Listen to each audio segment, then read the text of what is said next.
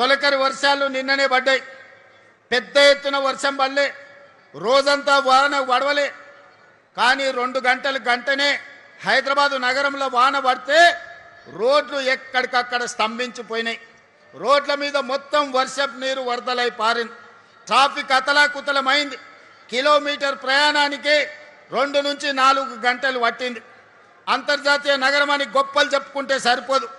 అంతర్జాతీయ ప్రమాణాలతోని మౌలిక వసతులను అభివృద్ధి చేసుకోవాలి.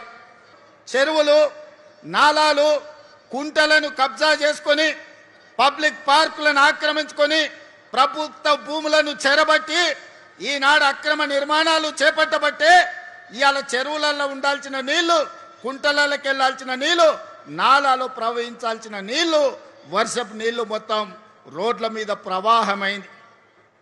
చెరువుల్లో ఉండాల్సిన నీళ్లు మన కాలనీలకు, మన బస్తీలకు వచ్చినాయి. మన రోడ్ల మీద వరదై పారింది. అందుకే నిన్న గంటల కొద్దీ ట్రాఫిక్ జామ్ అయింది. మరి దీన్ని పరిష్కరించుకోవాల్సిన బాధ్యత మన మీద ఉన్నదా లేదా ఒక్కసారి ఆలోచన చేయండి. ఇవన్నీ ముందస్తుగా ఆలోచన చేసి ఈనాడు చెరువులు ఆక్రమించుకున్నా, కుంటలను ఆక్రమించుకున్నా, నాలాలను ఆక్రమించుకున్నా, ప్రభుత్వ పార్కులను చెరబట్టినా ఈరోజు నిర్దాక్షిణ్యంగా ఆ అక్రమ కట్టడాలను తొలగించుకుంటూ వాటిని పునరుద్ధరించుకుంటూ వెళ్తున్నాం.